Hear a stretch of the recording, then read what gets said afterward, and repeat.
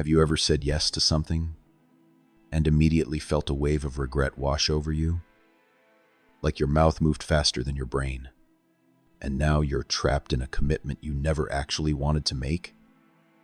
If you're nodding along right now, you're not weak. You're not a pushover. You're caught in one of the most complex psychological patterns humans experience. Today, we're diving deep into the psychology of people who can't say no. And what you're about to discover might completely change how you understand your own boundaries. Let's start with the uncomfortable truth. The inability to say no isn't really about the word itself. It's about what saying no represents in your mind. For most people who struggle with this, saying no feels like rejection, like abandonment, like pulling away from connection when connection feels scarce. This is rooted in something psychologists call rejection sensitivity. People with high rejection sensitivity have brains that are hypervigilant, constantly scanning for signs of disapproval or disconnection.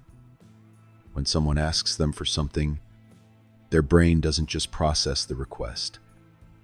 It processes the potential emotional cost of refusal. Will they be hurt? Will they pull away? Will this damage the relationship? And that fear, that anticipatory anxiety of possible rejection, makes saying yes feel safer than saying no. But here's where it gets really interesting. The pattern usually starts in childhood. Many people who can't say no as adults grew up in environments where their needs were conditional. Maybe love felt tied to compliance. Maybe saying no was met with guilt or withdrawal. Maybe they learned that being helpful, being agreeable, being available was the price of being wanted. This creates what researchers call a fawning response. Fawning is one of the lesser-known trauma responses. We talk about fight, flight, and freeze, but fawning is the people-pleasing response. It's the automatic urge to appease, to accommodate, to make others comfortable, even at the cost of your own well-being. And it becomes so deeply wired that saying yes doesn't even feel like a choice anymore. It feels like survival. Now add another layer. People who can't say no often have what psychologists call an external locus of identity. This means their sense of self, their sense of worth, is heavily dependent on how others perceive them. They're not just afraid of disappointing someone, they're afraid of becoming someone who disappoints. Because if they're not helpful, if they're not reliable, if they're not always available, then who are they? This is why saying no feels like losing part of your identity. Let's talk about the guilt. Because guilt is the weapon this pattern uses to maintain itself. When someone asks for something, and you feel that pull to say yes, even though you want to say no, what you're actually feeling is anticipatory guilt. Your brain is pre-experiencing the discomfort of letting someone down.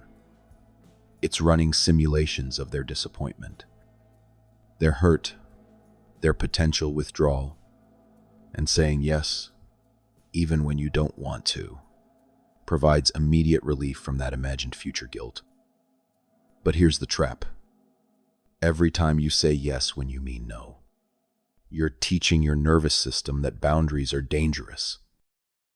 You're reinforcing the belief that your needs are less important than avoiding discomfort. And over time, this doesn't just drain your energy, it erodes your sense of self. There's also a cognitive distortion happening here. It's called mind reading. People who can't say no often believe they know how others will react. Before they even respond, they assume disappointment. They assume hurt. They assume damage to the relationship. But research shows that people dramatically overestimate how negatively others will react to boundaries. Most of the time, the catastrophic reaction you're imagining never happens. And when it does, that's actually valuable information about who respects your autonomy and who doesn't is less than has shown. Zero hash is greater than, let's talk about resentment. Because chronic yes-sayers don't just feel exhausted. They feel angry. Not at first. At first, they feel needed, valued, important. But eventually, after enough yeses that should have been nos, resentment builds. And here's the painful part. The resentment isn't really toward the people asking. It's toward yourself. For saying yes. For not protecting your time. For prioritizing others' comfort over your own well-being. This is why people pleasers often experience cycles of overgiving followed by emotional withdrawal. They burn out, pull away, then feel guilty for pulling away. And the cycle starts again. The solution isn't learning to say the word no. It's deeper than that. It's about rebuilding your relationship with your own needs. It starts with recognizing that boundaries aren't rejection. Boundaries are information.